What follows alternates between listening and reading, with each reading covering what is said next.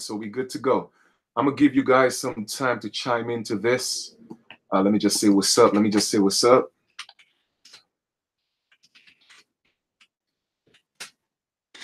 All right, cool. We got work to do. We got work to do, man. Time to put in this work. All right. Y'all already know y'all gotta forgive my rocking chair. You know, it's a little bit squeaky. All right. But how you guys doing today? How you guys doing today? Hope everybody's having a great day. Hope you're having a great continuation. All right, that's what we do. Again, there's only life. There's no such thing as death. All right, there is only life.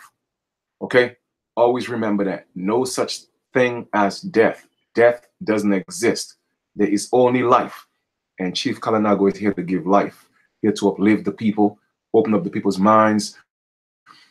Yesterday, man, I don't know what happened, but definitely, I think it was Google. Google just kind of like conked out my camera, and I don't know what happened, but you know what? I got it fixed, and I'm here today to put in some more work. Okay, I know a lot of people are probably at work, so I'm just gonna give you guys a couple more minutes, okay, to chime in. Do me a favor, guys. Take the link, share the link. All right, that's what this is all about, planting those seeds. All right, get your people to subscribe to the channel. You know, let's get this information out there, man. It's important. It's important. We have to wake up the DNA in the American Aborigine, because the truth of the matter is the world is waiting on us. Okay, the world is waiting on us. Our African brothers and sisters are heading back into colonization. Okay, but under a new regime, which is the Chinese regime. Okay, the Chinese are taking over Africa right now. Okay, let me tell you something. Chinese people don't care about the Negroes, the so-called Negro or the Negroid race. They don't. All they care about is power. I'm telling you, I know that for a fact. All they care about is themselves. Now, I may get a lot of flack for saying this, but it's a fact. Based on, let me just rephrase that. Based on what I've seen, okay, they don't care about us. And I'm just speaking on my own experience, okay? Chinese people, they only support what's theirs. Even their own plastic bags is made in China, okay? I pay attention to those people. Like I said before in another video, I go to Chinatown. I study them. And even when they go to the casinos, because the so-called natives right now, they are the Mongolians and they have the casinos. And the casinos are always filled with Chinese. And you have to put two and two together. Chinese people don't support nobody else but their people. But they support these natives because guess what? They are all Asians. They are all part of the same phenotype. That's their people. So you have to, again, connect the dots, pay attention, open up your eyes, okay? And Africa is, the whole continent of Africa is being, or is about to be colonized again, but this time by the Chinese. It's about to be a takeover, okay? They are going over there and they are courting, you know, the African women, the indigenous women of Africa, and they are marrying them. But these people don't know what's going on. All right. Wow. Okay. Damn. All right, guys. I have to take this call. Give me a second, real quick. All right. Gotta take this call. Yes. Yeah.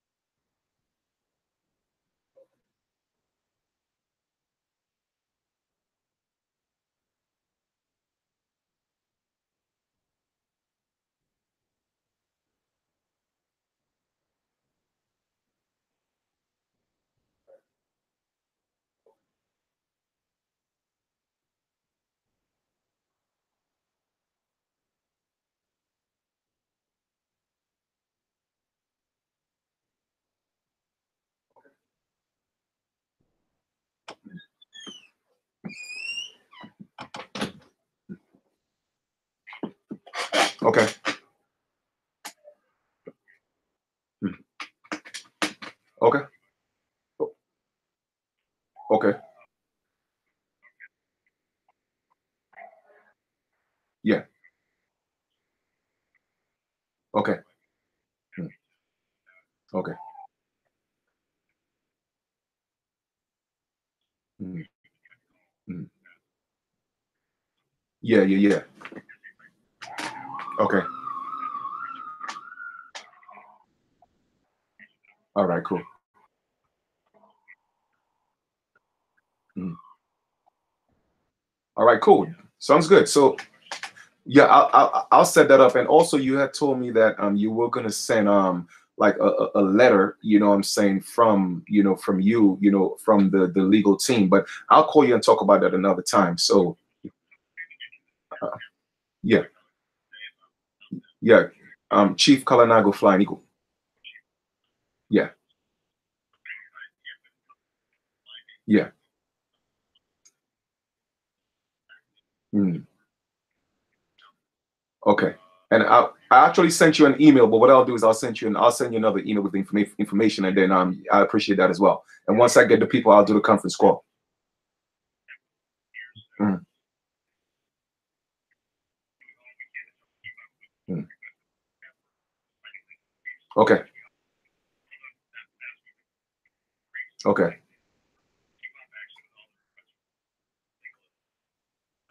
All right. Okay. I appreciate that. And that's okay. I appreciate that. I appreciate that. I'll send you an email and I'll give you a call and I'll set up that conference call in a couple of weeks. All right. All right. Thank you. Appreciate you. All right. All right. Take care. All right. Bye. All right. Cool. So my apologies about that. Like I said, I'm always making moves. Okay. That I was actually on the phone with the OAS, Organization of American States, just asking questions. And in light of what you will call it with the United States pulling out of the UN, I wanted to know what that meant for indigenous people in reference to what's called ADRIP, American Declaration on the Rights of Indigenous People. So, like I said, I'm making calls and I'm doing a lot of work. A lot of times people talk about it, but I'm actually doing it. You know what I'm saying? So that was that call. So he asked me to give him back a call because I told him I'm doing a live video. So I'm gonna do that, and I'm gonna, get that information, and I'm gonna get it to you guys. All right, somebody, peace and love, brother Taloff. Podo, entertainment, peace, brother. Black Jesus Radio said, do you agree with Dr. Ivan's Sudama, blah blah blah? The Aboriginal Americans are indeed Africans who came from Africa. No, simply put, no. I don't. It's not a belief. I know that we are not. All right, life didn't originate in Africa. That's a theory. Okay, so there goes your answer to that. All right. Peace, brother Tyrone. All right, so let's get into this. Once again, I apologize for the interruption. I just but I had to take that call. Okay, I had to take that call. Okay, so we're gonna get into a couple of things. High vibes, Jazzy, high vibes. All right, so once again, please share the video, share the information, because that's what it's gonna take. The collective of those, again, remember, and I'm always going to repeat myself saying that everybody didn't come to work together. Everybody didn't manifest here for peace or to give life. A lot of people came here to manifest to cause chaos, destruction, division, separation, even amongst our own. And what you're going to find is it's a lot of the people who look like us that's going to give us the hardest time. All right. And that is a fact.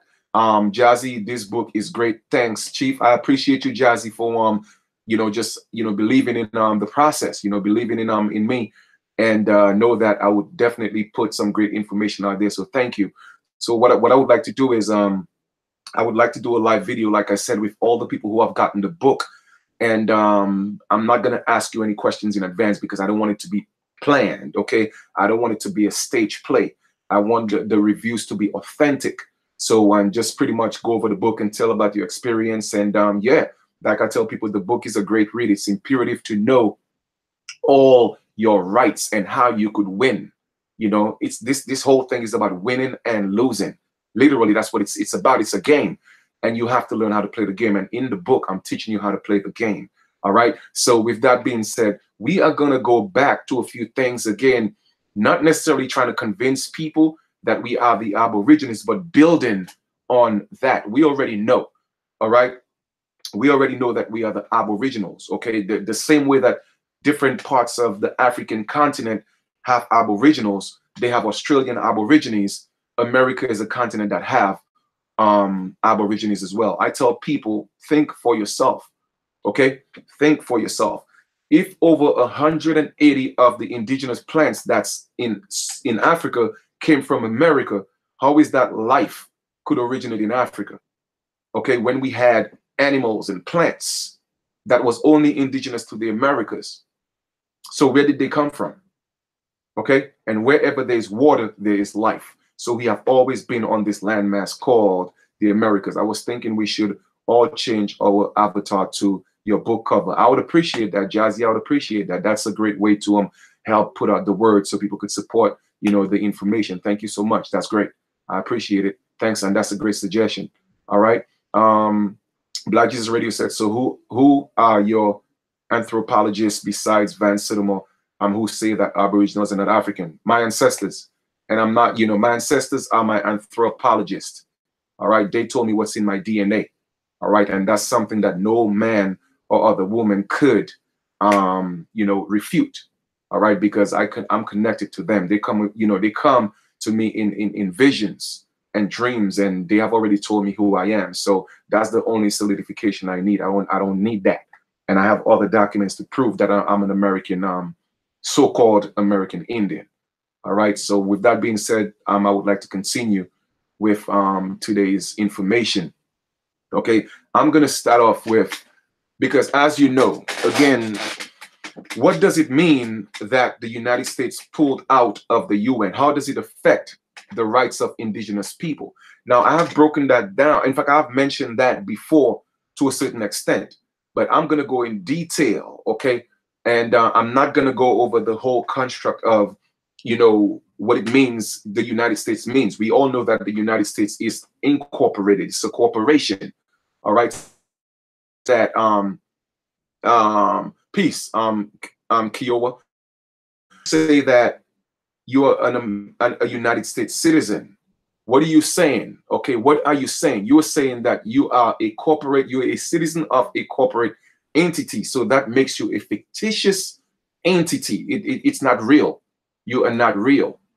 Okay, so be very mindful, you know, when you say that you're not United States citizen, what it means. Even when you look at the Constitution, you know, and you read the Constitution and you have a full understanding of the Constitution, you would see what it means.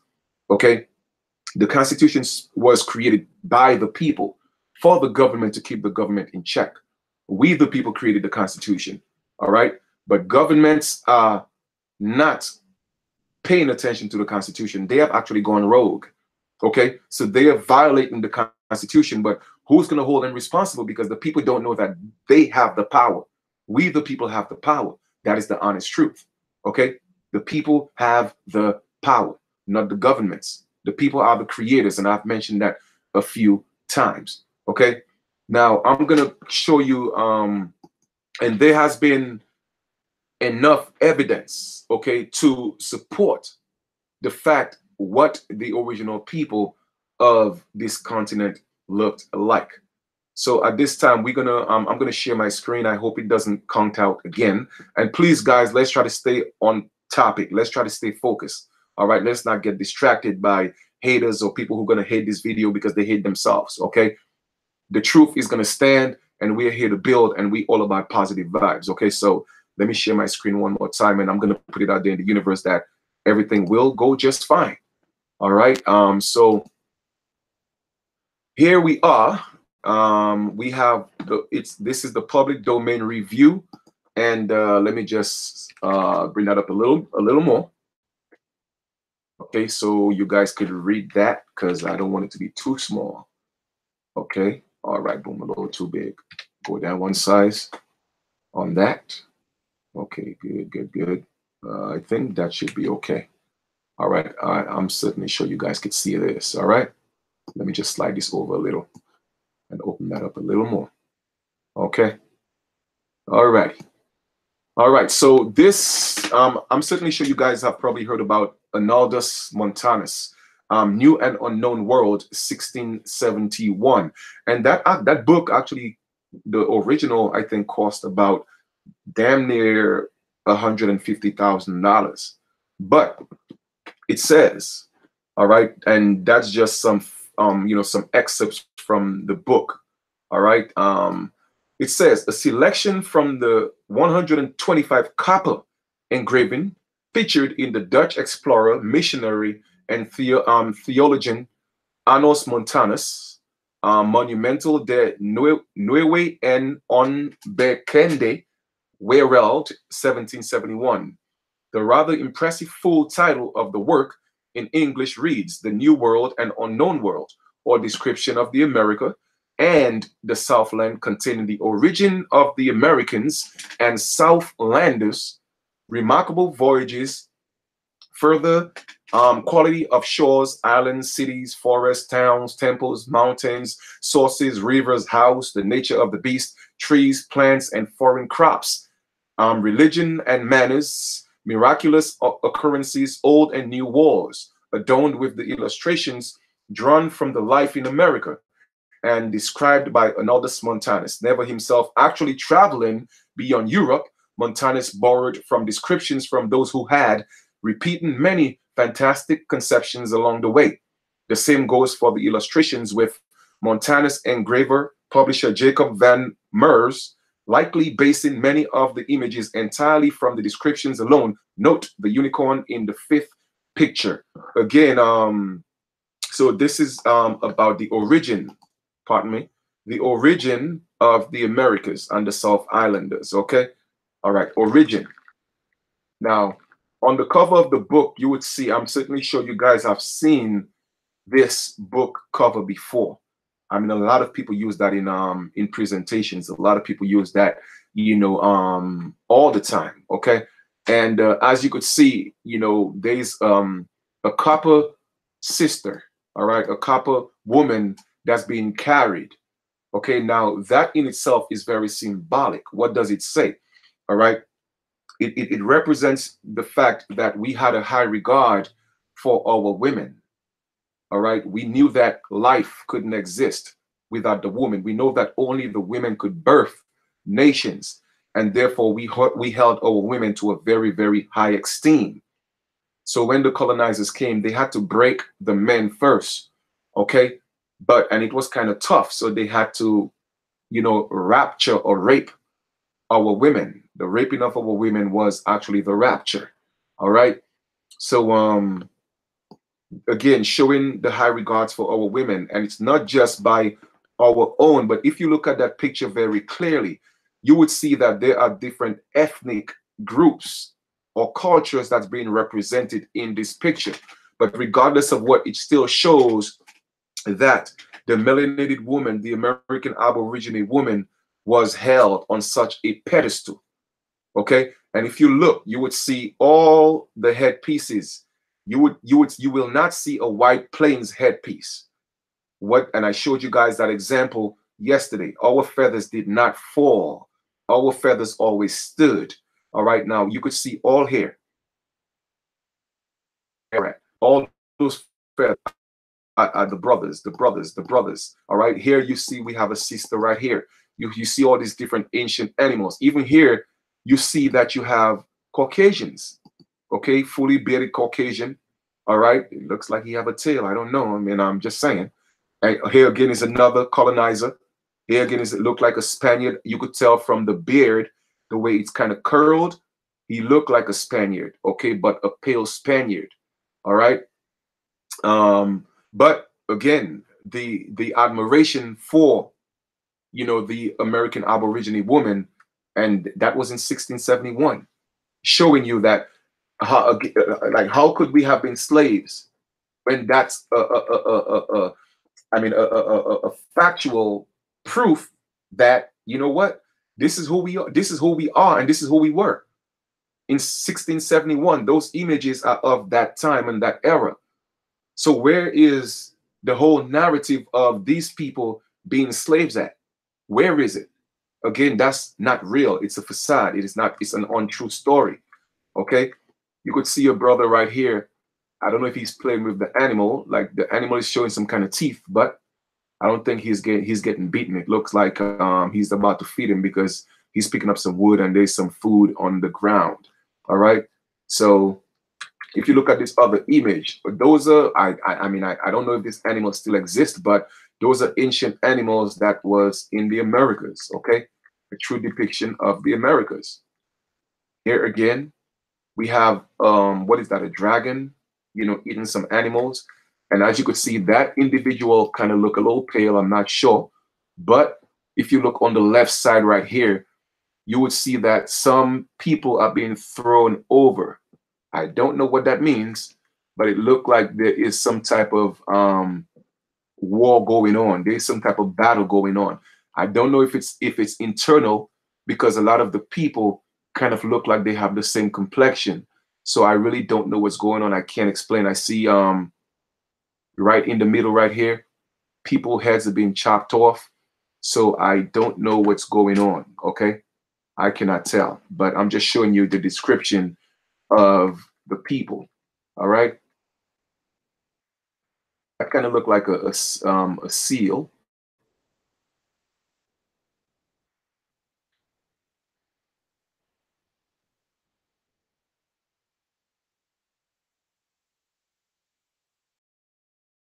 Okay, you listed on those animals are now extinct. They are not here anymore. All right, but they did exist. Right, here we go again. American Aborigines. How many of these people look like the people in your family? Look at the attire. Look at this brother right here. Okay, he had his headpiece. I mean, he didn't have the long hair. It looked like he had a bald head, but he had his feathers. And look again. Look at the feathers. The feathers were always sticking up.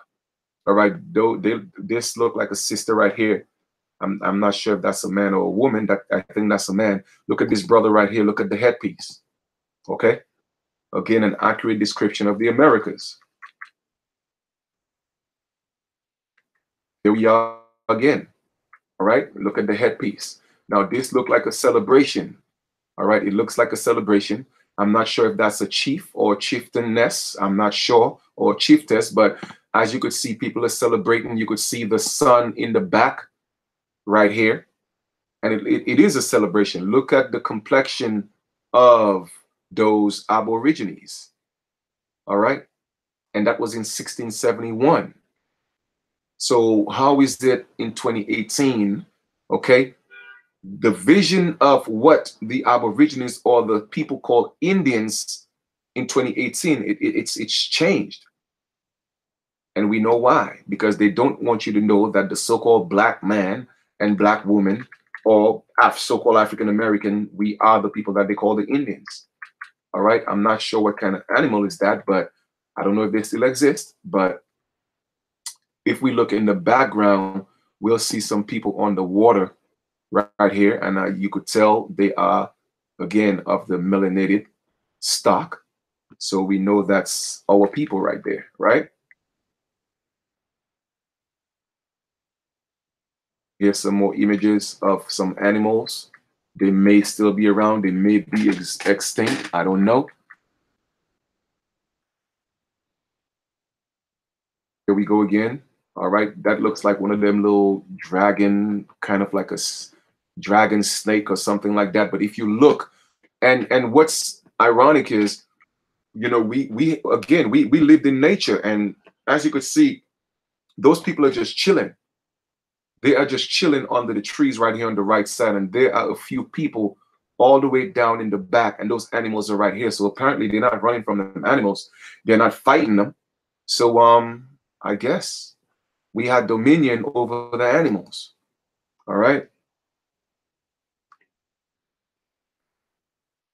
Now, as you could see right here, that's another image with of course, that's indoors. Now look at the elaborate construction of that building, right? Look at the building and look at all the brothers and maybe sisters that's on top here. Them feathers are always standing up. Okay, look at the structure of the building. We didn't live in teepees. We have long houses, we have round houses, we have mounds, we have pyramids. Okay, this looked like set up like a modern temple, if you ask me, right? Look at them feathers. All these people are Aborigines, the so-called American Indians. Okay, now it looks like there are actually a few foreigners in here based on the attire and the beard. They probably look like Spaniards. They look like the Morenos or the Moriscos, which are certain Moors. All right, but as you could tell, look at the difference in the attire here, right, with the Aborigines. Okay, I'm not sure what type of animal that is, but I see a snake, a couple of snakes below. And I don't know if that's real, but that looks like a man head and an animal body. Hey, I don't know if that existed, but it's in the picture. Don't know what it is. Here we go again. Look at them feathers. Our feathers were never falling down. Now I don't know what it is, but look like they have some feet and some limbs on the grill. All right. I'm not gonna assume that our people were cannibals. Okay. Or if that's really what it is, but it looks like that. And look, the brother looked like he have somebody's foot in his hand. So I don't know if that's they look like the same complexion. So I don't know what happened. Maybe somebody did something, and that was one of the ways to some form of punishment. I don't know. Again, I'm just assuming. Look at the people on the right in that hammock right here underneath the trees, and they're just chilling. But it don't look like they are actually in distress. So I know the brother with the big headpiece, he's bringing that. The other one is bringing that foot or that leg rather, and he's like, "Yo, what's up with that, man?" Like, I mean, we already have like four of those legs on the grill. I mean, I don't know, but it looked like he has a bag on his back, and he just came from hunting or collecting something. So again, that's just my perception on things. I don't know exactly what's going on here, but more so showing you the complexion of the people. All right, here we have some animals that have human faces. I don't know what the hell that is. All right, but that's a little scary right here. But that do look like a Caucasian though. But it do look like a pale man. So I don't know what that means. Maybe you guys could help me out here. I don't know. All right. So just showing you again that the purpose of showing this was to show, proving the description of the people that were already here in the Americas, the American Aborigines. All right, and that's a true description of the people that was found here. So let me go back to the live video real quick and tell me what you guys think about that.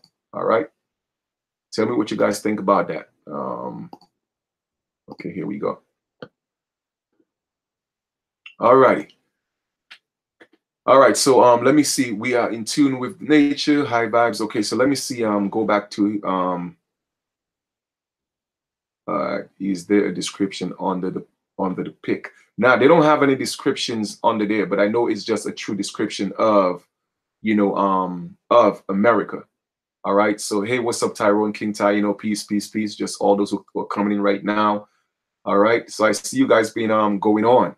You guys been going in. All right, cool. All right. Somebody said they have no penis. How could they rape us? What? Anyway, I'm gonna leave that alone. All right. We spend our whole life trying to find out who we are. That's crazy. That's why we should never include any other race in what we are doing. All right. Solar, peace and love. Peace and love. All good, bro. All right. Everything is good. All right. So like I said, man, we going in and we showing some information here today. All right. So the next thing we're going to do is seeing that we already know. Now, I'm going to show you the relationship between, the South, North, and Central, America. It's one continent, one people.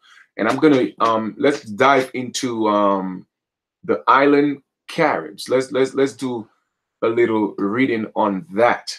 All right, let's do a little reading on that. Okay.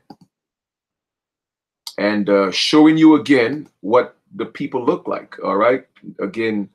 All right, so we have the island Caribs, hence the Caribbean was named after the Caribs. All right, now the island Caribs, also known as the Kalinago or simply Caribs, are indigenous to the Caribbean people of the Lesser Antilles.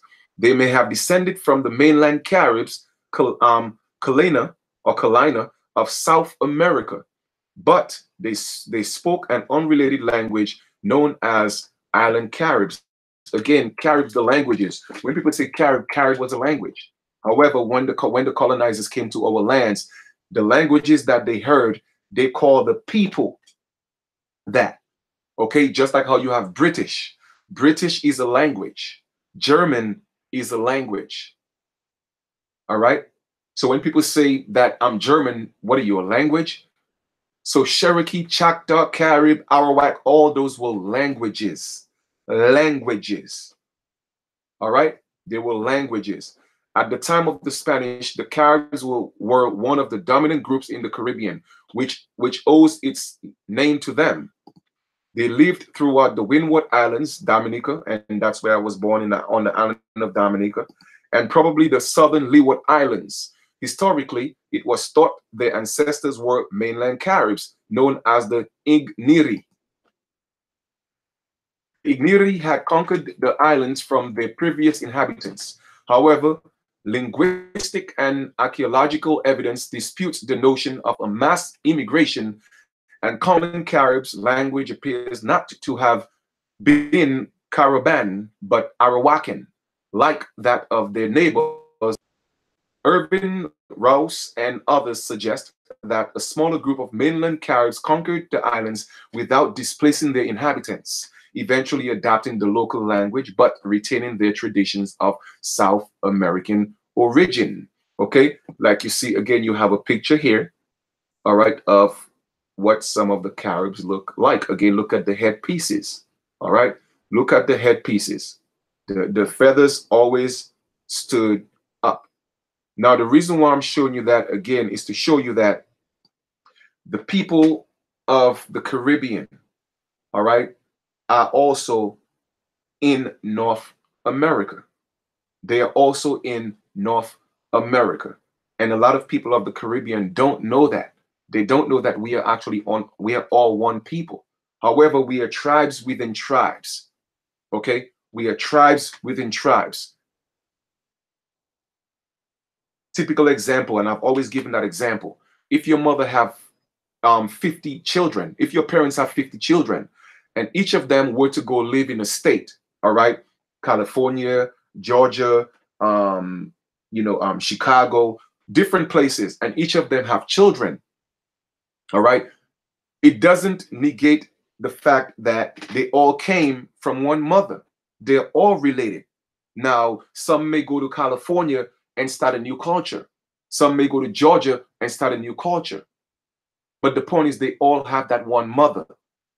And that's the point I'm trying to drive home. The American continent is our motherland. Yes, we were neighboring countries, islands, and people from the islands, the so-called islands, they were actually coming onto the mainland. Now, here's a little something a lot of y'all probably don't know, or you may know. All right. The reason why it took the colonizers so long to come up further north, okay, meaning that coming in onto the mainland on now what's called the United States, is because of the islanders, the Caribs, the West Indies, the West Indians fighting off the colonizers, okay, because they supposedly came in 1492 and they didn't actually come onto the mainland until the 1600s. So we were fighting them off for centuries, And I'll tell you why, because a lot of us don't know, our culture. And even for the so-called Black people here in the United States and the so-called African American, most of your lineage came from South America, came from the islands. The only reason why, we moved further up north is because of the wars, colonization, fighting. And we were fighting so hard. And because the more we fought, the stronger the forces became, and we moved up further north. Because Florida is right there next to the Caribbean. So we came into Florida, all right, and started moving our way down south. And you would see that in the culture, the way the people spoke, all right. If you look at a lot of the Caribbean dialects, the further back you go down south, you would see it's actually the same. It's sort of like what we call patois. A lot of the people from down south speak the same patois, the same dialect. They sound like they're from the Caribbean. It is because we were and we are the same people. And I've actually heard, I'm not sure if it's the Geechee people or the Gula people, all right, but I've heard them talk.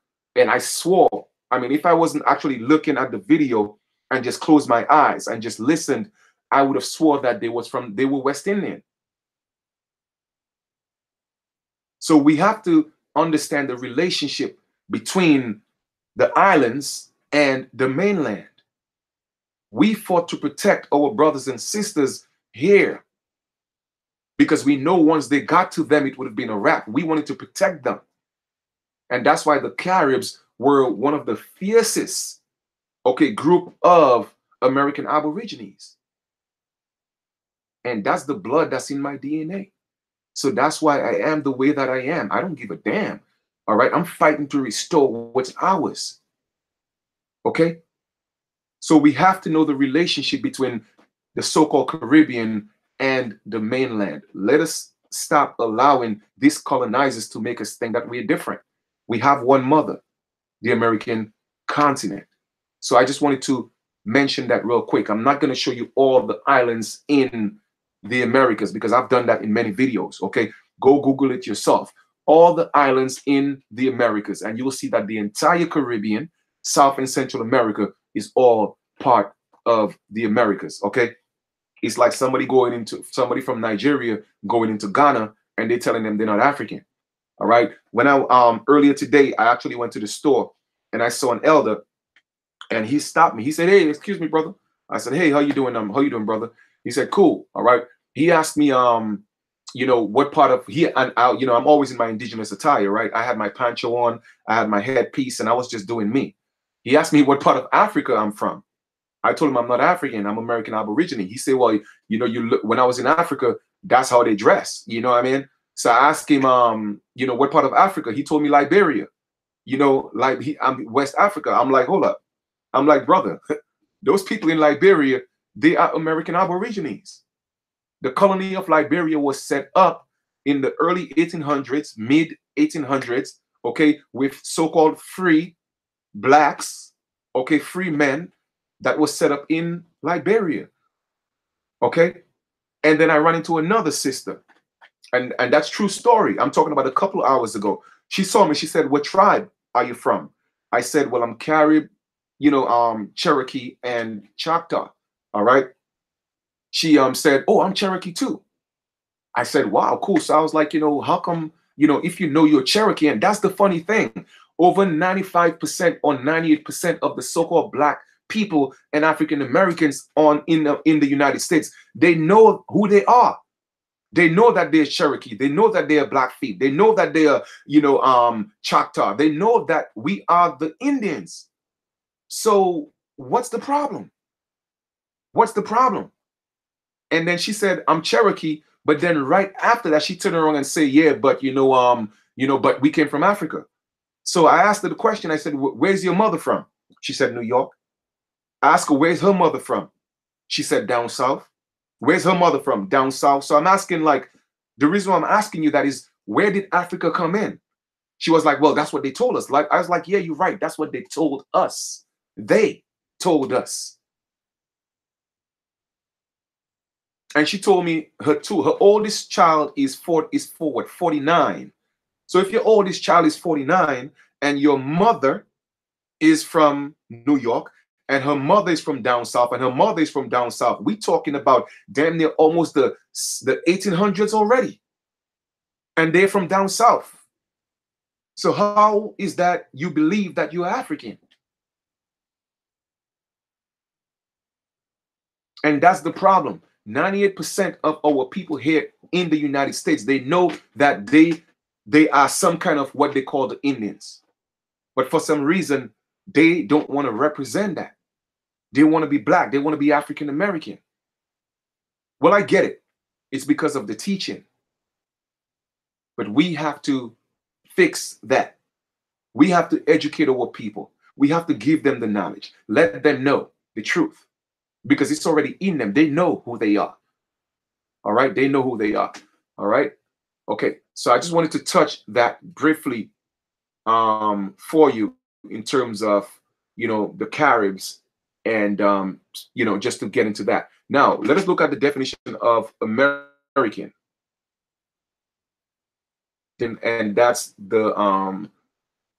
from the Merriam-Webster. Okay, one, an American Indian of North America or South America.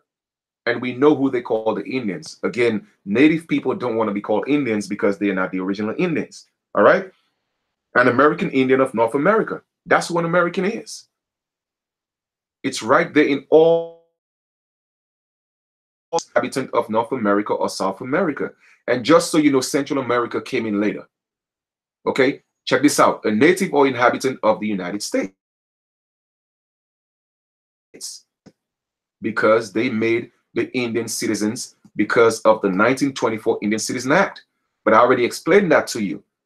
There is a provision in there that no longer makes you a citizen by default. So you are nationless. You are stateless. So I'm showing you in all the dictionaries, all right? All the dictionaries, what it says who an American is. All right, let us go again to another definition. And I'm that in presentations, so I'm certainly sure you are actually aware of that. Webster's 1828 dictionary. American, an adjective pertaining to America. Right here, that's where I'm reading, okay? A noun, a native of America, originally, okay, applied to the Aboriginals. Once again, natives don't call themselves Aboriginals because they are not. Or copper-colored races found here by the Europeans, but now applied to the descendants of the Europeans born in America. In other words, they are telling you plainly in their dictionary that we took your place. However, in 1828, around that time, which I was actually going to show you guys yesterday when they took out the video, if we look at 1828, let's go look at 1828, right? 1828, American history. American wars. Okay? 1828 American wars. I'm going to show you right there. February 1828, the Cherokee Phoenix, the first newspaper published by Native Americans in the United States in one of the indigenous languages, Cherokee. Once again, I'm proving to you Cherokee is a language. It is not a people. So let me ask you a question. In 1828, slavery was in full boom, right? We were slaves, right? So how come we had a newspaper? And how come in 1828, the same year we supposed to be slaves, why would they tell you we are the Aboriginals in the dictionary? Now, let me show you a chronology of American war, okay? Chronology of American wars, okay? If we're going to look at the timeline of American wars, let us just take a look at that real quick. Now, we're not going to dive into everything, okay? But we're going to look at a few of them, okay? American Revolution, the Mexican War, the Civil War. All right, now, okay, so they are actually showing, let me look at the American, see what comes up on the American Indian Wars. I think that might be a little more precise in the search. All right.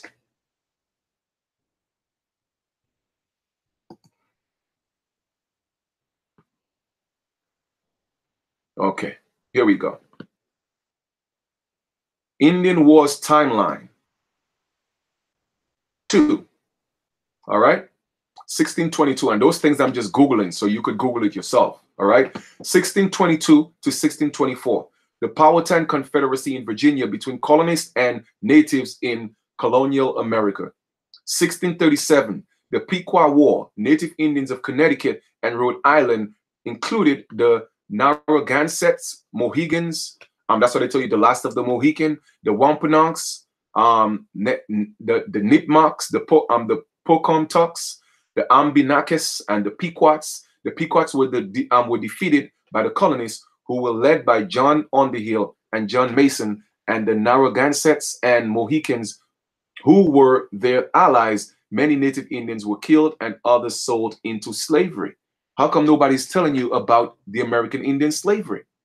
How come nobody's telling you that? Nobody's telling you that.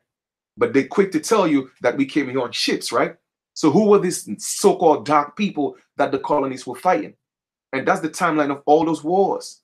That was the wars that was taking place to take over your land, over our land.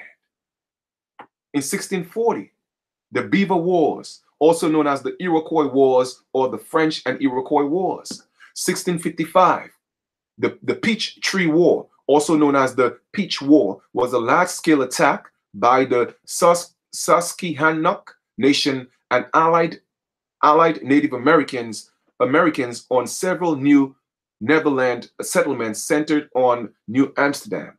1675, King Philip's War, so named after Metacomet of the Wampanoag tribe, who was called Philip by the English. The war was bloody and bitterly fought by the colonists against the Wampanoags, the Narragansetts, and again, just showing you, we have 1680 to 1694. The Pueblo Revolt occurred in New Mexico. 1689, the French and the Indian War between France and Great Britain. You know why? Because they were fighting for our lands. They were fighting each other to see who would occupy most of the Indian country. Okay, 1711. I could go on and on and on, my brothers and sisters. It's been war, war, war. Okay, now let us look at, we have a definition of the American Aborigine, okay, in Noah Webster's 1828. But let us look at 1827. Winnebago War was a small conflict which occurred in Wisconsin between the settlers and lead miners who was trespassing on their land, and the Winnebago tribe. The Winnebago War preceded the larger Black Hawk War. So all these times we are fighting these people to hold on to what's ours, to our birthright. So why are we so apt to give it away today without even fighting? You know why? Because the people don't know. People don't fight for what they don't believe is theirs. But this is our home. We got to fight for our home. And I'm showing you the timeline, and there are many wars, even many more wars. But those are just some of what came up all the way up to 1890. So my brothers and sisters, you have to do the research, all right? You have to look into, know who you are. It's important that you know who you are. All right, now what we have here, Native Americans 18, okay, cool. I wanted to read a little bit of that for you guys yesterday. All right, I think I may have, but it says, as we have seen, the American Indian was tragic casualty of imperial expansion, first by the European nations, and after 1776, increasingly by the United States. All right, the rise of the American nation on the Atlantic seaboard and its rapid expansion into the trans-Appalachian interior produced drastic change in attitude towards the Indian. American pioneers entered the wilderness as families. Their societies was agrarian-based. The father, mother, and many children of each family provided the labor required to open a frontier farm. Thus, American pioneers did not need the Indians. However, because of their rapidly expanding population and changes in the agricultural technology and markets, they needed the Indians' land. All right, the Indians' land, it's our land. All right, it is not theirs, it's ours, and it's still ours, but we cannot reclaim it because we are out of our proper status. Okay. However, because of their rapidly expanding, they needed the Indian lands. All right. I'm reading right here now. Right here. In the evolution of the public processes and technical clues or policy for Indian Americans, two men exercised the greatest influence: Thomas Jefferson and Andrew Jackson. Jeffersonian influences were strongest in the period 1800 to 1828. The Jeffersonian philosophy. President Jefferson did not subscribe to the popular view that Indians were inferior. Be believed that in body and mind they were equal to so-called whites. The essence of Jeffersonian Indian policy was coexistence and gradualism, that is, the study of slow accommodation by Indians to the Anglo-American lifestyle through the transforming process of civilization, culminating in the actually intermarrying into the dominant Anglo-American society. Jefferson believed that civilization would bring peace between Indians and settlers. Thus, under this leadership, the national government placed its greatest hope in its policy of bringing civilization to the Indians. We were already civilized, but because, you know, we didn't adhere to their ideas and their culture, they call us uncivilized. And let me ask you a question. The Jeffersonian concept or idea, has it worked for us? No, because the intermarrying, the intermingling, see what has happened to us, the integration of our people. So we have to stick to our own. We have to get ourselves together before we could even consider to work with anybody else. We have to fix our affairs, because if we're already divided, there's already chaos between us. How are we going to invite other ethnic groups in our mix to cause more chaos? We have to fix our home first. Okay? We have to fix our home. He constantly urged tribal leaders to change their lifestyle in order to require less land for their people. He directed governors of the Northwest Territory, Michigan Territory, and Indiana Territory to promote energetically the national government's plan for civilizing Indians, and he authorized the assignment of blacksmiths and other artisans to cooperative Indian tribes to maintain plows and other implements for Indian apprentices. He encouraged missionaries to take part in the Indian civilization process. Missionaries is another way of saying pastors and preachers and ministers. Okay, they are all pushing the narrative of the colonization of the Aboriginal people, brainwashing them. In 1803, he directed the Cherokee agent to erect a school base for Gideon Blackburn, a Presbyterian missionary, to enable him to instruct Cherokee children. And that's what's happening today as well. They are the ones teaching our children. So how do you expect our children to know who they are? The colonizer is not going to tell your children the truth. They're not going to tell them the truth. So just going through a few things again to open up your mind to see what was happening, to see what was going on with our people. Native Americans and the War of 1812. Before the war, both the Old Northwest and the Old Southwest federal commissioners had seen spectacular successes in reducing the domains of certain tribes to the escalating demands of ever-growing pioneer population for more on which to establish settlements and open farms. In the Old Southwest, treaties with the Cherokee, Creeks, Choctaw, and Chickasaws had allowed for cessions for roads, several of them strips of land several miles wide across Indian nations, as well as permitting sites for military and trading and transportation rights on navigable rivers in the Indian nations. By the Treaty of Holston in 1791, Cherokee leaders ceded land on the Tennessee-North Carolina border, right of way for a road to the Cumberland settlements, and lion rights on the Tennessee River. Then during 1798, by the Treaty of Tellico, concluded at Tellico Blockhouse, In eastern Tennessee, the Cherokees were allowed 3 tracts, one in the Cumberland Mountains and 2 south of the Holston River. Now, that's very troublesome to me. If this is our land, all right, and I can't say I blame our ancestors for this, you know, because a lot of other nations came together, including people who look just like us.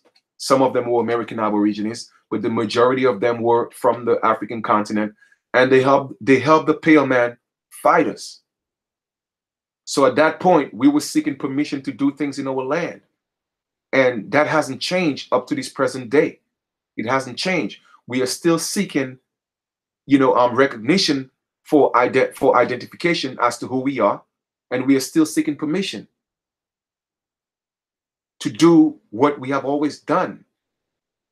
And that's why I do what I do, because I want our people to realize that we didn't need their permission. Today, we still don't need their permission. But because there's not enough of us stepping up, okay, as the American Aborigines, then one man, one woman may not seem to make much of an impact. That's why we have to do it in mass numbers. Okay, so I'm not going to read this entire thing, but however, I do want to get into what does UNDRIP means to us today, since that the United States pulled out of the UN. What does it mean? All right, so we're gonna let me just come back to the live feed real quick. Okay, make sure that we're still on point, everybody. We good? All right.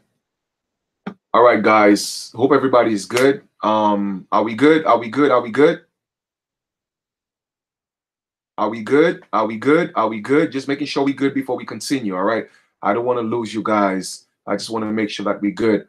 I'm gonna go into a little bit of into UNDRIP, and I'm gonna go into a little bit into House Resolution 331, what that means to us, and showing you again more proof of everything that I speak of.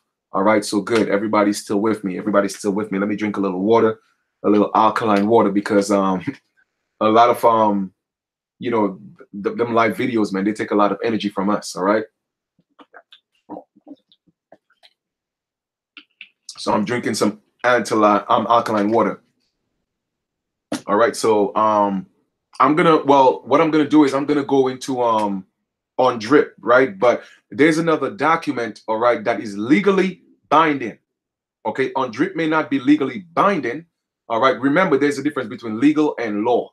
All right, so we have to keep that in mind as well. It may not be legally binding, however, from a lawful perspective, okay, we may still be able to use UNDRIP to our advantage. All right.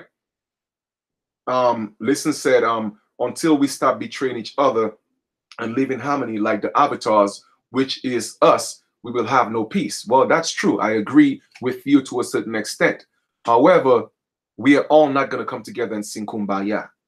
That's impossible, because it hasn't been that way for a very long time, because a lot of our people here, they have that DNA of those ancestors that came to cause chaos, that came to cause division, and they have that bloodline in them. Okay, so with that being said, that might be a stretch. All right. However, we like the ones that's righteous, the ones that's here to build in truth, okay, with peace, love, harmony, and light, we can make that change, and we will make some good moves. It also must be adapted. Well, it was actually adopted. UNDRIP was actually adopted by the United States. Okay, but what Trump did, Trump pulled out of the Human Rights Initiative. Okay, it didn't really have to do anything with UNDRIP per se. All right, so that's what I'm gonna get into. All right, so if you guys gonna be talking on the live feed, forgive me if I won't be able to respond, because I'm gonna go share what you call it, that document, so we could go over it. All right, so give me a second here. Recriminate ourselves is getting understanding of well guide us to unity. Of course, we have to unite, absolutely. So what I'm gonna do, I'm gonna go to our nation's website, and again, for those of you who don't have the book, go to the website. The link is below. The link is below. to get the book. Newsflash, everyone's a slave unless. So, and the website that we are going to, ironically, it's on that website. So let me share that with you. And we're going to go into a few things and we're going to break down on drip and all that. All right. All right. So let's get into that. So this is our nation's website. Okay. All right. The Great Seal of the Autochthon American People Nation. Okay, that's our website. The website is www. It's in the link below, so you could check it out. We have a lot of great information. We have what you call our university section, where we have a lot of information on there. And hey, we have the law section, so go check it out. Okay, so Autochthon American People Nation, we promote the self-determination and of American Aborigines. We support, monitor, and implement the United Nations Declarations on the Rights of Indigenous People. Now, this is very important. Okay, so I'm going to click on that link, and we're going to speak about on drip here for a second. What does it mean since that the United States pulled out of the United Nations? Now, we have to look at that in the context of what the United States is. The United States is a corporation. So let us look at the corporation. The corporation no longer, okay, wants to deal with human rights, which they never cared about human rights anyway, because it's a corporation. A corporation has no feelings.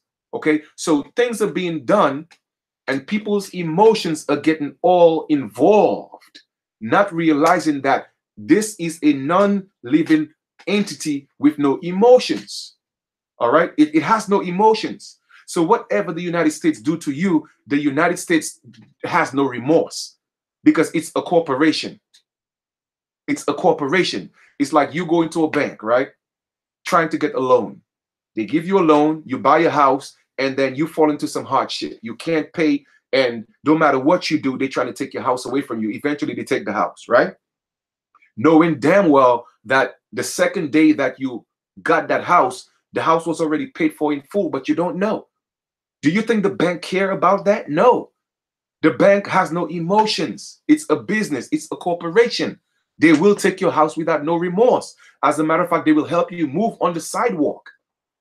It is the same thing with the United States. The United States has no feelings. There's no remorse to the actions that it take. So stop getting mad at what the United States is doing. Be mad about what you are not doing. You see the difference? Because the corporation is going to do what they feel they need to do to keep their subjects in check. So the United States moving out of the UN has nothing to do with the American Aborigines, because by default, we are not United States citizens. You see, I'm breaking this down so that you could get it. And yes, it's binding. It's binding to the indigenous people of the Americas, because it was adopted by Obama in 2007. So it is still binding. However, it doesn't apply to United States citizens. It only applies to Aborigines who are indigenous to the Americas.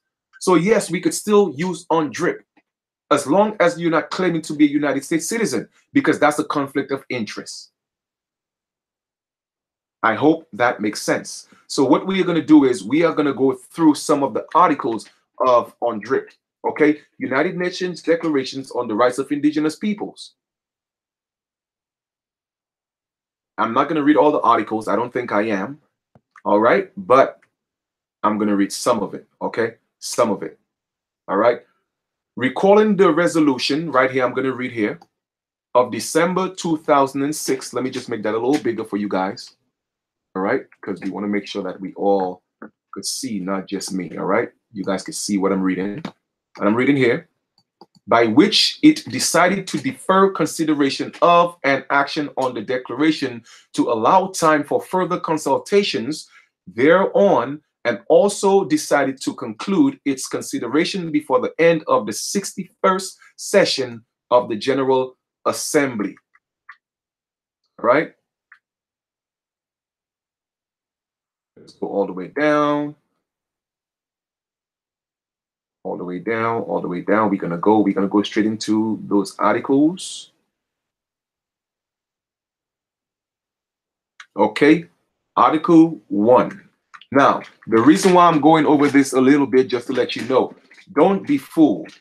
Trump pulling out of the Human Rights Initiative, okay, has nothing to do with indigenous people. Yes, it affects us because we are calling ourselves Black and African Americans and United States citizens, corporate United States citizens. We are doing that. So therefore, it affects you, okay? It affects you. However, because of the Indian Act of 1924, when they made all the Indians United States citizens, they said provided that. So the provision, seeing that it impaired us being Indians and our culture and our way of life, then by default, we are not United States citizens. So therefore, the people are nationless, the people are stateless.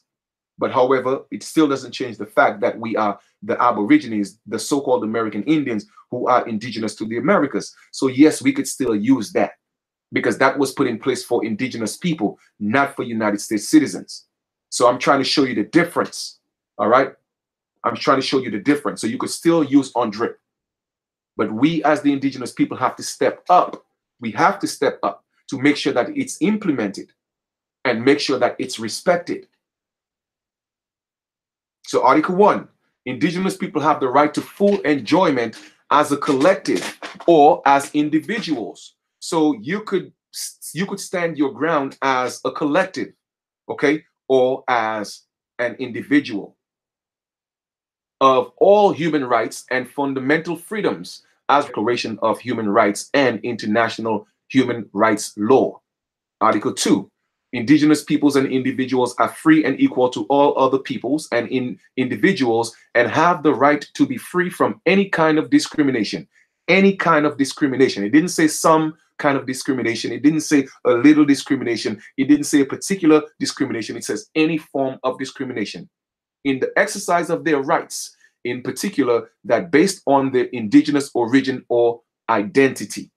And those rights, okay, again, it's in particular that is based on our indigenous origin and identity. So if we tell you that this is our way of life, you cannot tell us what it is. No, we are telling you what it is.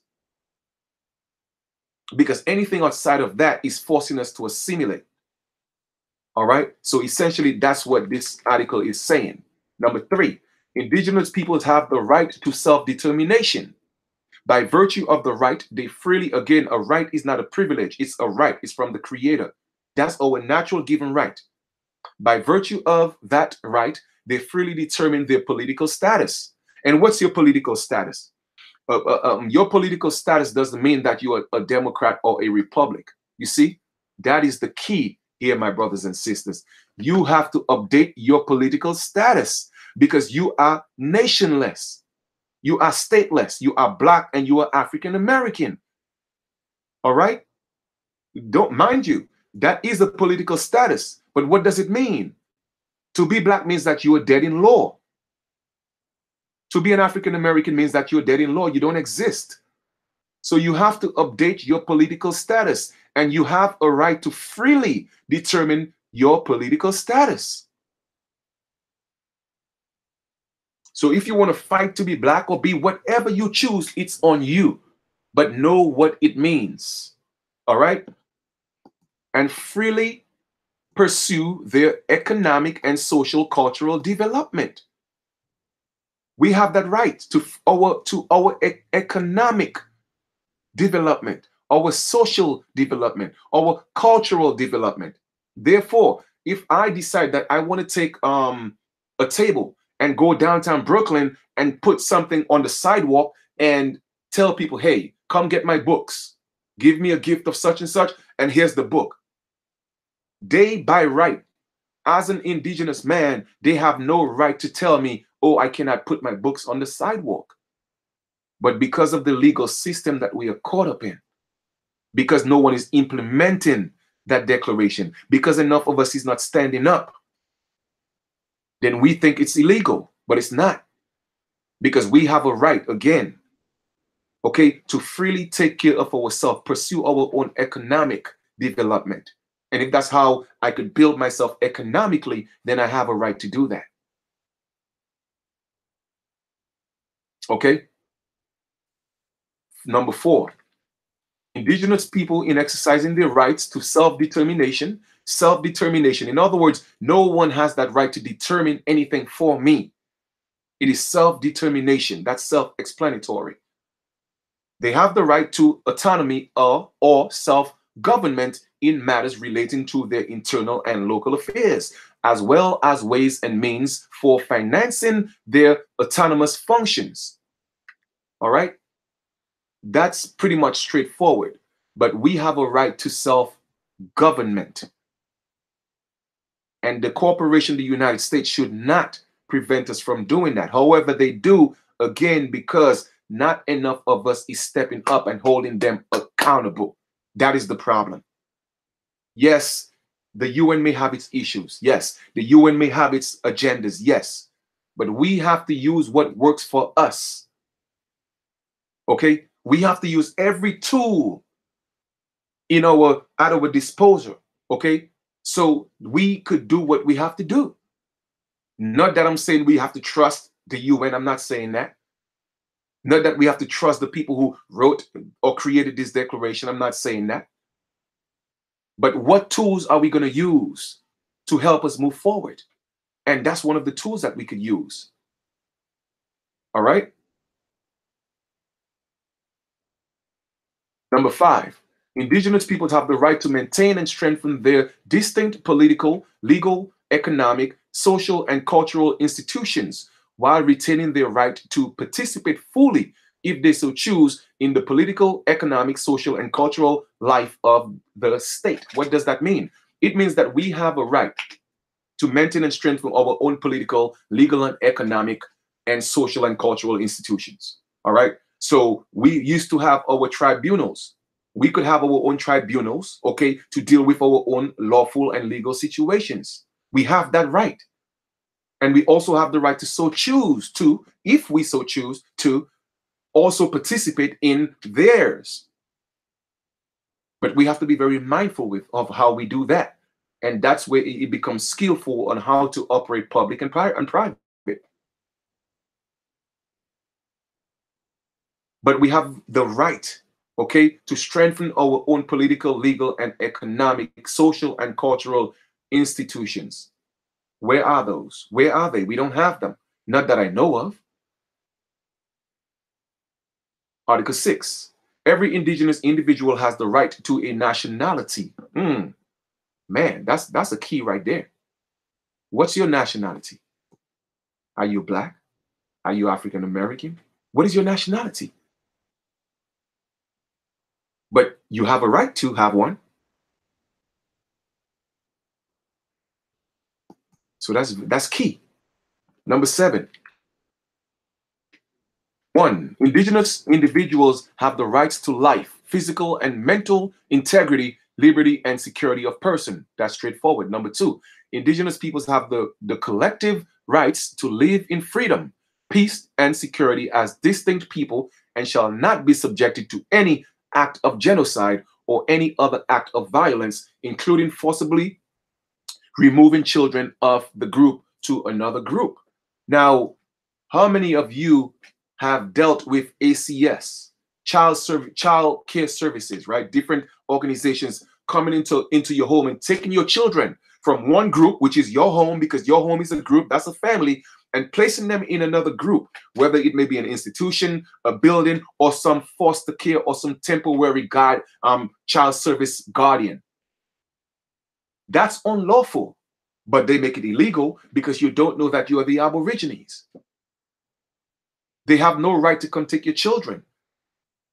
But of course, if you haven't declared that your children are not their property, your children are not subject to their jurisdiction, your children are not corporate United States citizens, then guess what? If you haven't done that, then your children don't belong to you. They belong to them. So they have a right to come take them. Well, yeah, that's their right because you are their private slave. Number 8. Indigenous peoples and individuals have the right not to be subjected to forced assimilation or destruction of their culture. And guess what part of the culture is? And not that I'm promoting people, smoking herb, man, if that's what you want to do, that's fine. Because that has been part of the culture. I mean, the Most High gave us herb for the healing of the nation. But the problem is when you start using those commercialized terms, weed, marijuana, cannabis, they are not arresting you because you are smoking herb. They are arresting you because you are smoking cannabis, weed, and marijuana. You might say, well, Chief, it's the same. No, it's not. Marijuana is a patent. It only exists on paper. Just like how you only exist on paper and you think it's you, but it's not you. Herb is not marijuana. Cannabis is not marijuana. Those are patent words that only exist on paper. And when you smoke that paper without the permission or licensing of the state, then you are doing something illegal. However, if you are dealing with herb, then that's something different. That is something different. That is part of the culture as the indigenous people of the land. And again, I'm not saying that to promote you smoking and doing, I'm not saying that, but I'm just giving you the knowledge. It's all in the language, okay? Marijuana is not herb. Cannabis is not herb. Those are patent, corporations. So now when you are smoking that business, okay, or that what's only exists on paper, and you're doing it without a license, guess what? You are going to get arrested. You are going to get arrested. All right. So again, it's all in the language. Number 2, states shall provide effective mechanisms for prevention of and redress. Okay. You hear that? Redress. That's a key word. Redress. How many of us have gotten redress for the genocide that our people have been through and still going through? The reason why you can't get redress is because you are out of status. You don't have a nationality. You are stateless. Black people cannot get reparations. I don't care how much you fight. I don't care how much you march. I don't care how much you say Black Lives Matter. It will never happen because you don't exist. You don't exist. A, any action which has the aim or effect of depriving them of their integrity or distinct people or of their cultural values or ethnic identities. So if you are getting your status corrected and your state or whatever you live in and they try to prevent you from doing it, you have a right, okay, to sue them and get redress. Be compensated for that. Because by right, they are supposed to provide effective mechanisms for the prevention of this right here, okay? Preventing us from our ethnic identities. B, any action which has the aim or effect of disposing them of their lands, territories, and resources.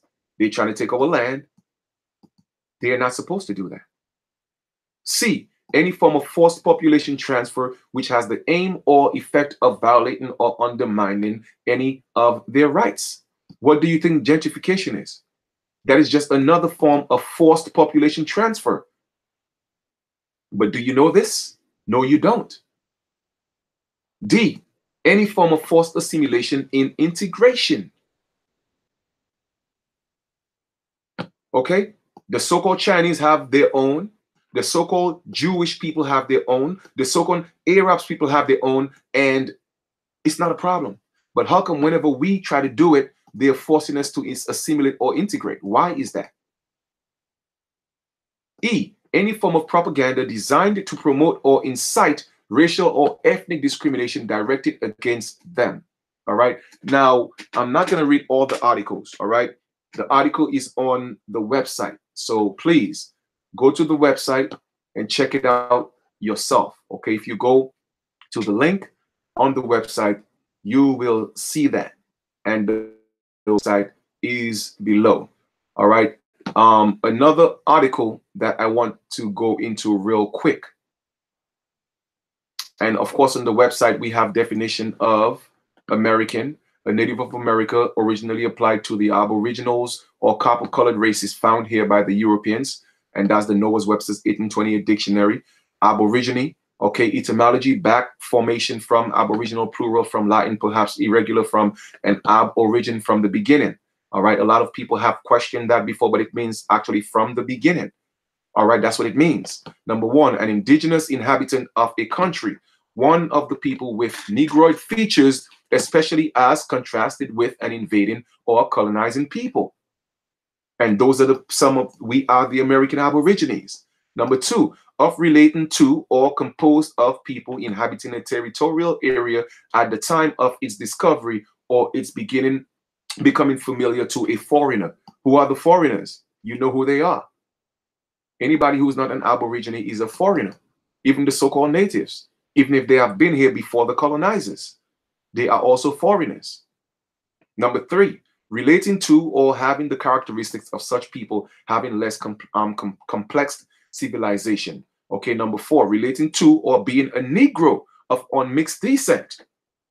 All right, so here you go.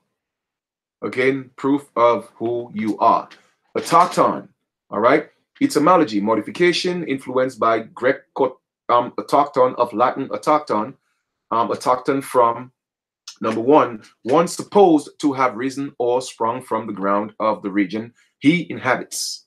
One of the original inhabitants of a region, an aborigine. Okay, so that's who we are. We are sprung from the ground of the American continent, so therefore we are autochtons of this land. Another definition of American Indian, a member of any of the Aboriginal people, any of the Aboriginal people of the Western Hemisphere, except often Eskimos, especially an American Indian of North America and especially the US. So who are these people they're talking about, especially the US? They're talking about the so-called black man or woman or so-called African American who don't know who they are. Okay? Now we have done on DRIP. And the Inter-American Human Rights System on DRIP, we've done that before. I want to go down to House Resolution 331. That's what I want to get into right now, to show you some of the documents that we could still use. Even if Trump jumped out of the UN, there are things that still could protect and can protect the rights of us Aboriginals, indigenous to the Americas, the so-called Indians. Let me just go back to the live feed and make sure. Well, let me go back to the chat because it's still a live feed. Let me go back to the chat and see if you guys are still with me. You guys are still with me? Are you guys still with me? Just making sure that you guys are still with me. I know you guys are having your own little, conversation, which is great. You guys are, getting in, just making sure that we're still here. All right, and I'm going to get into House Resolution 331. I'm going to break that down. All right, so, irrespective to, regardless of what the United States is doing, it's a business. It's going to continue to do what it's doing. Okay, the business has to run. All right, the business has to run. The business has to run. However, we, the people, okay, don't have to be concerned about what they're doing. We have to be focused on us, what we have to do, what we have to put in place. Okay, so let us get into House Resolution 331. Okay, let me share this screen again. Oops. Share this screen and let's get into this. House Resolution 331. Okay, let us open that up a little more.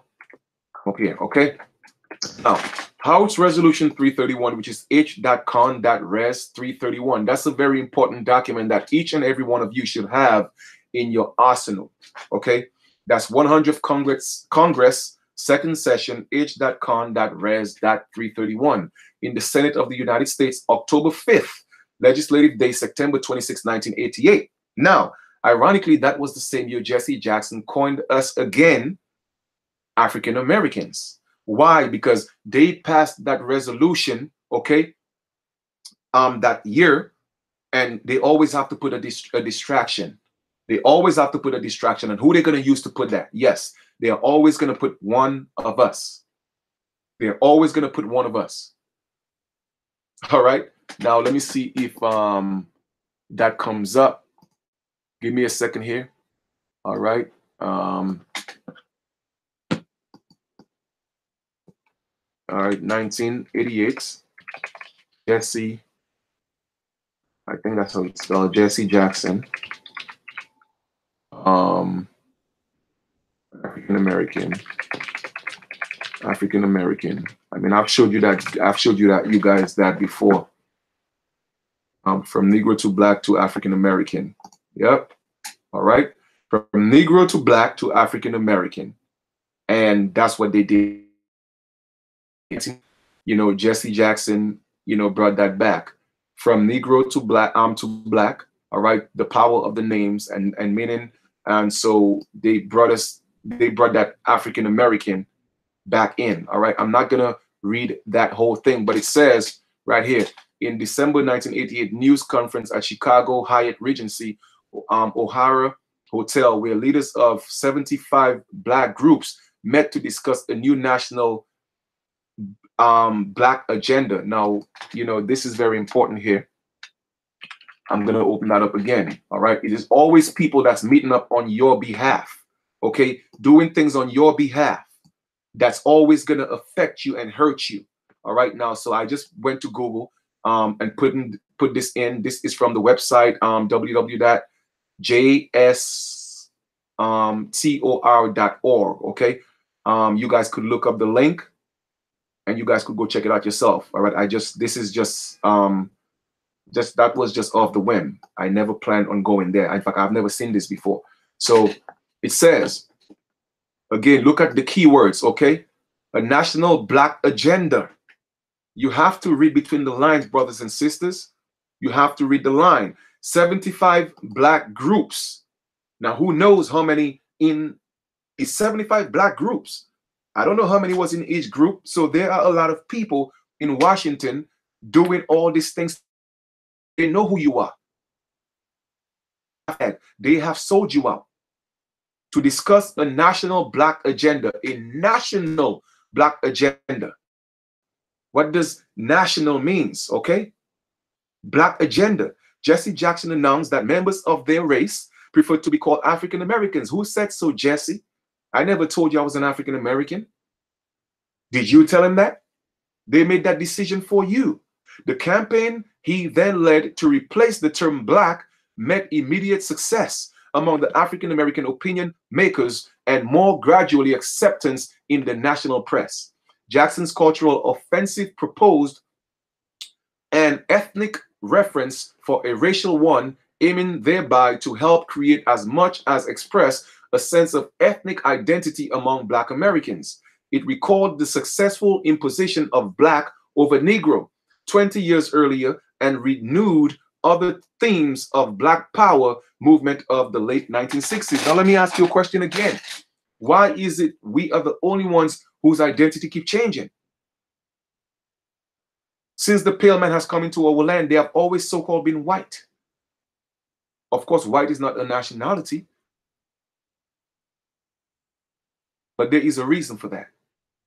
Okay, there's a reason why they had to make that press and make it public, because that was passed. Okay, and they had to give you a distraction. So that was the distraction in 1988.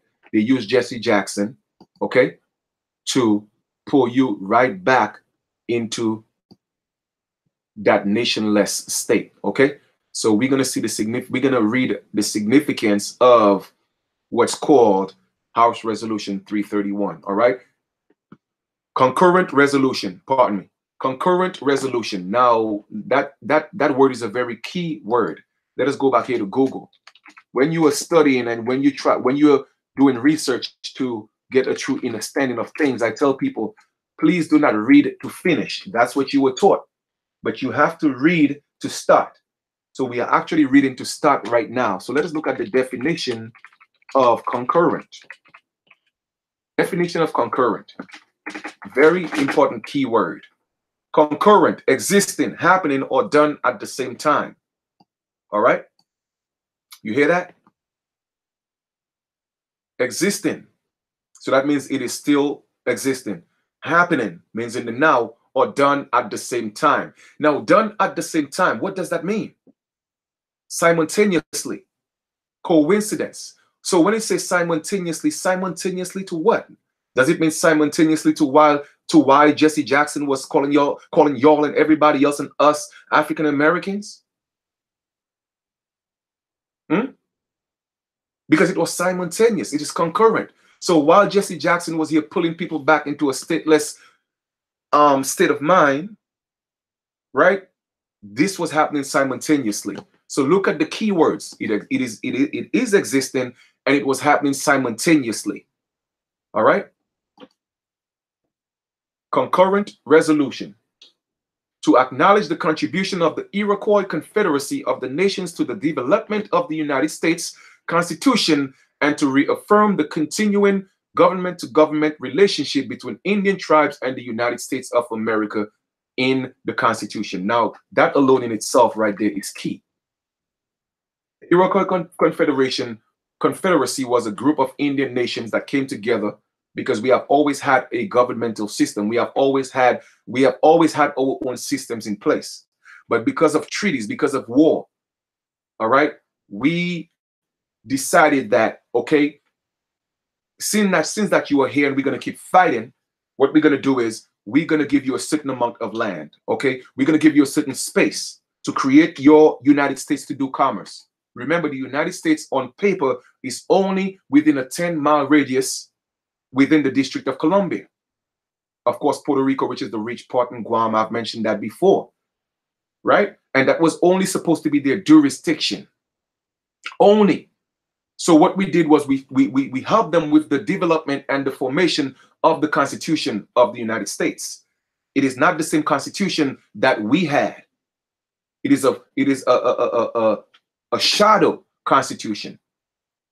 And because in that Constitution, we, the original people called the Indians, we established in that concurrent resolution that they have to deal with us from a government-to-government relationship. And that will always exist. It is still supposed to be existing between the United States and the so-called Indians, which is us. It says, whereas the original framers of the Constitution, including most notably George Washington and Benjamin Franklin, are known to have greatly admired the concepts of the Six Nations of the Iroquois Confederacy. So the original framers of that shadow constitution have admired the concepts of the Six Nations, which is our ancestors. They had the Iroquois Confederacy. They have always admired the framework. Whereas the confederation of the original 13 colonies into one republic was influenced by the political system developed by the Iroquois Confederacy, as were many of the democratic principles which were incorporated into the Constitution itself. So it is showing you there again, they are saying the same year, 1988, that they are giving us all this recognition, giving us all this credit. On the other side of town, they had Jesse Jackson taking that away from you, calling you African American. Like I told you before, before July 4th, 1776, there was no United States. But it was starting to form, okay? So the confederation of the original 13 colonies into one republic, it was influenced by what? By our political system. So if it was influenced by our political system, how the hell were we slaves? You're talking about, so slaves had political system? They had the power to form treaties? My brothers and sisters, don't be fooled with the lies, okay? And whereas since the formation of the United States, again, the formation of the United States, the Congress has recognized the sovereign status of Indian tribes and has, through the exercise of powers reserved to the federal government in the Comments Clause of the Constitution, Article 1, Section 2, Clause 3, dealt with Indian tribes on a government-to-government basis, and has, through the Treaty Clause, Article 2, Section 2, Clause 2, entered into 370 and 70s with treaties with the Indian nations. of course, they haven't honored any one of those treaties, so we cannot trust these people. However, it is still concurrent, and this is still existing. House Resolution 331 still stand, and they are to deal with us from a government to government basis. This is lawful and binding. This is a treaty, okay? Whereas from the first treaty entered into with an Indian nation, the treaty with the Delaware Indians of September 17th, 1778, the Congress has assumed a trust responsibility and an obligation to Indian tribes and their members. Whereas this trust responsibility calls for Congress to exercise the most good faith in dealing with Indians as provided for the Northwest Ordinance of 1787. You could go look at that as well. That's a good piece of document to have in your repertoire. Okay. So, or in your, you need to have that in your files as well. Okay. Whereas the judicial system of the United States has been consistently recognized and reaffirmed this special relationship. Now, therefore, it be, all right, be it, meaning that it's stamped in gold. It is law. One, resolved by the House of Representatives, the Senate concurring that, one, Congress, on the occasion of the 200th anniversary of the signing of the United States Constitution. Remember, the United States Constitution, that wasn't our Constitution. Their Constitution was formed, okay? We had the blueprint, and then they formed the United States Constitution from our Constitution. And it says, acknowledge the contribution made by the Iroquois Confederacy and other Indian nations for the formation and development of the United States. Yes. Now, am I proud of that? No, because of what we're dealing with right now. These people have no respect for us. But we were the ones who formed, okay, helped them form the United States. And the deal was, you treat our people from a government to government basis. That was the deal. But they haven't honored that treaty.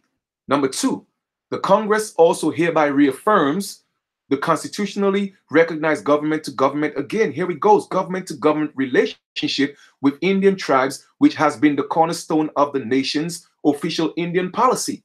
That is the official Indian, that is the official nation's Indian policy, that they have to recognize us and treat us, deal with us from a government to government basis, even if they themselves are not a government.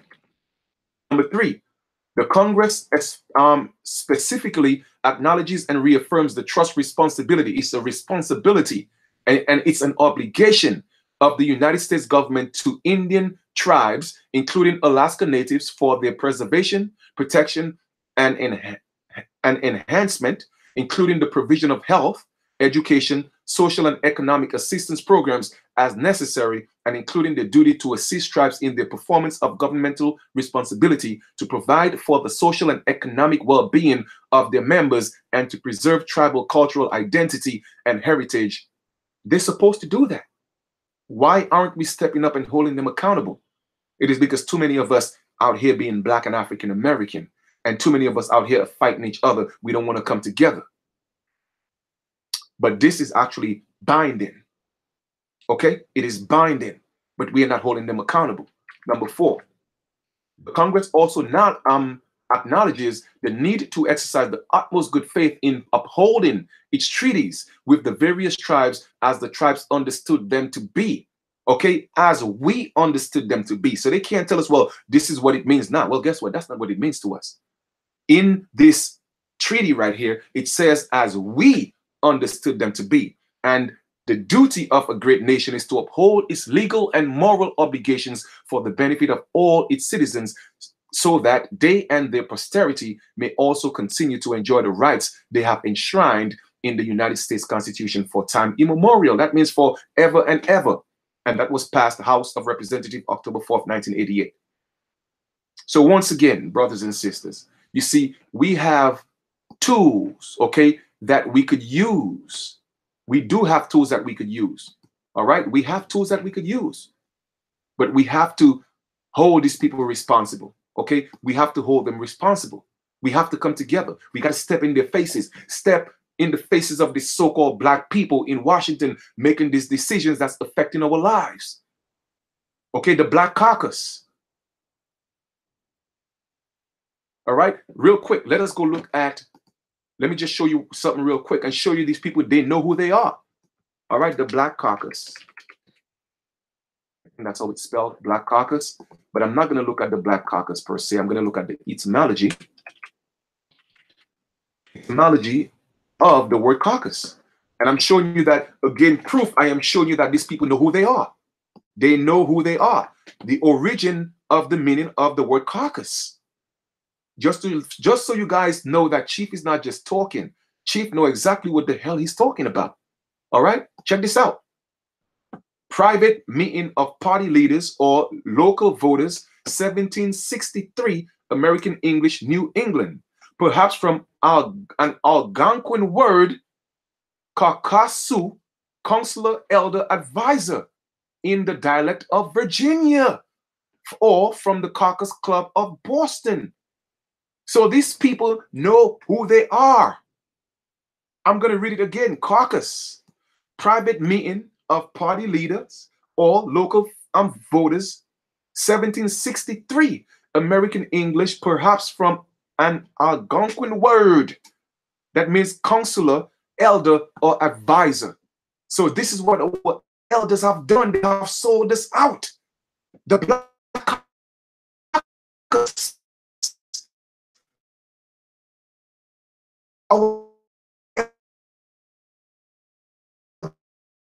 And that's a damn shame. Go look at the etymology of the word caucus. So don't think they don't know what they're doing. They know exactly what we're doing. And we need to step to them and put them on blast because they know damn well who we are. Okay?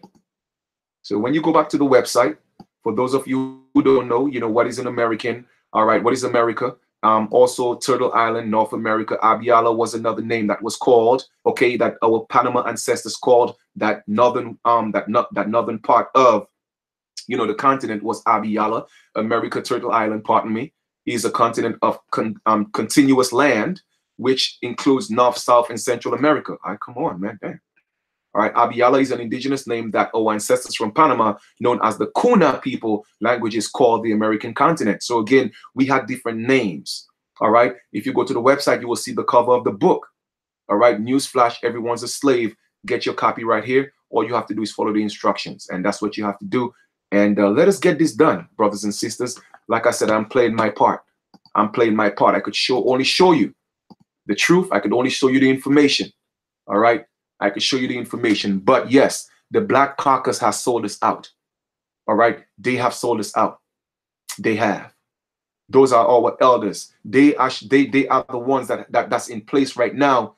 They are the gateway. But instead of them fighting on behalf of our people, they are here helping the colonizers. It's right in the name itself. I just showed you the etymology of the word caucus. It's an Algonquin word that means elder, advisor, a counselor. Okay, so I'm about to you know, end this video. I've been on here for a minute. I'm getting a little hungry, so I'm about to get something to eat. But I just wanted to come drop this this information for you guys, and that's what it's about. It's about building, dropping the tools that's going to help you elevate yourself. That's going to strengthen you. Okay, that's going to give you more determination to stand up as an American Aborigine, aka an American Indian. All right. But the key is a few of us need to come together and start stepping up to these people. We have to let our stories be heard. We have to. We have to get to the media. All right. Anytime Kiowa, you know, we have to let our story be heard because nobody's telling our story. We need to get on CNN. We need to get on NBC, MSBC. We need to get on ABC. We need to get on all these people. We have to put the pressure on them. I appreciate that, Tyrone. You know, we have to put the pressure on them. We have to. All right, greetings, Gota. That's what's up from the Netherlands. All right, those are all the Aborigines. You know what I'm saying? We are the Aborigines, and we have to unite. We have to come together. So once again, the link, like I showed you, is get the book. Let us put in this work. We have a whole lot more work to do. All right. Tomorrow I'm actually going to the UN. All right. So I'm gonna go in there. All right. Put in some work. One thing before I go, I want to show you guys something because I want to put all this to rest. Because I'm not playing no games. I tell people I know who I am. I know who I am. I don't know about you, but I know who I am. My great grandmother, all right, well, not my great grandmother. My grandmother has always told me that her grandmother told her that she was a carrot. Okay, so I know I'm carrot. And doing further research into my lineage, found out that my fifth and fourth and sixth grandmother, they came from the mainland. Okay, Minnesota, Kentucky, Alabama. All right, and I think some parts of Virginia. I think, but I know, and that's Cherokee. But of course, Cherokee is a language. But Anion is the original name, which means the principal people. But and a lot of people have this debate about DNA and whether DNA is real or not. I tell people like this, right? As long as you was born in a hospital, they got your DNA. That's number one. Okay. Number two, I'm not encouraging all people to go do DNA testing. For me, my journey was different from anybody else. Because I was born in the so-called Caribbean, I had something to prove to people that I know what I was talking about. Okay. I had to prove to people that yes, all the Caribbean islands is in America. Okay. It's in America. But how could I have proved it? Yes, I showed information, I showed documents, but how could my DNA, how could my blood prove it? All right. So I went into meditation. I had to do what I had to do. Okay. So I did one of the commercialized DNA testing, and they put me in Africa. But that didn't resonate with my spirit because that's not what my ancestors were telling me in visions. So what I did was I did a private DNA test. Now, that's not an encouragement for you to go do it. Like I told you before, all we need, our history was oral. As long as your grandmother, your great grandmother told you who you were, all you need is three people to sign your affidavit stating that this is true. And it stands in a court of law. So you don't need to go do a DNA test. But that was my journey. I had to do that. Okay? Because everybody will go, but he has an accent. Okay, so what? We all have different accents from all the different Americas. I mean, alone in California alone, they had like over 120 languages. And that was as early as the late 1900s. So we are tribal people within tribes. You see what I'm saying? But what I'm saying is I'm not talking about that. I'm not saying that DNA is going to conclusively tell you exactly everything about that. But what I'm saying is this, right? If you went to a location, right, and you committed a crime and your DNA is at that scene, they could hold you in court and send you to jail for life because they found your DNA at that scene. So the point I'm trying to make is DNA could tell, especially if they have the DNA of a certain people, they could tell that they have the same traits. All right. So that's what I'm saying. I'm not saying go do it. I'm not saying that. All I'm just saying is that was my journey. And when I went and did that private DNA test, okay, I'm going to show y'all here because I'm not going to promote nobody's stuff. So I'm going to hide the company name because, again, I'm not promoting nobody's business. Okay. They're not profiting me, but I'm going to show y'all it's official. All right. This is not a game. All right. Like I said before, this is the name that my mother gave me, Kenrick. But as you could see, Chief Kalinago Flying Eagle conclusively came back in red that I'm an American Indian. All right. And this is official. All right. Official. So this is a document. Like I said, it's official. I don't, you know what I mean? It's real. It's real. All right. No, that's the journey that I had to go through. Now, I'm not encouraging you guys to do it. I'm not saying that because you don't need a DNA to prove who you're not, who you are. All right. But like I said, they have your DNA already. They already have it. So I'm not going to put that out there in the universe. They have your DNA. They have Henrietta Lacks DNA that's and her cells were immortal. They have it. The thing is, for me, I had something to prove to the people, the so-called people in the Caribbean who don't think that they are Aborigines. So like I said, I have the proof of who I am. I know who I am, you know, with my DNA, my blood. I know who I am. So anybody talking, oh, you sound African. Oh, what does it? What you mean I sound? What does that mean? Yes, I was born in the West Indies. So what? does that mean? I have proof that I'm an American Aborigine. So again, when people come around and hate, man, I just let y'all haters do what y'all got to do. But I know who I am. But that piece of paper was just, again, to solidify everything that I was feeling in me. Everything that my ancestors came and showed me in visions, it had to manifest on paper. All right? And that's what it is. I'm not going to put out there they're going to use my DNA for stuff. What are they going to use it for? To make another man? I mean, come on, seriously. They have your DNA. You was born in a hospital. They got your blood, believe me. But again, I'm not encouraging my people to go do DNA tests. I'm not saying that. But that was just my journey. Okay? Because my ancestors put me in a peculiar position. A man who was born in the Caribbean, who was an American Aborigine, out here in the so-called United States, trying to wake up my brothers and sisters, let them know that we are one people and we are the original people and we need to come together and unite and restore what's ours. So I have all the proof of who I am. All right?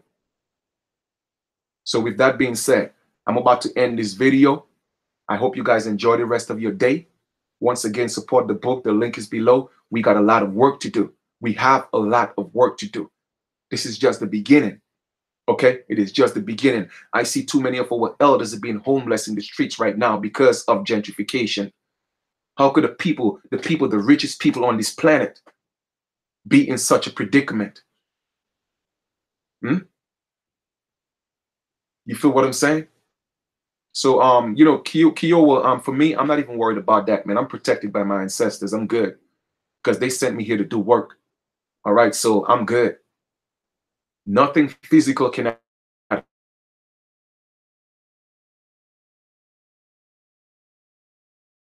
that. You know what I mean?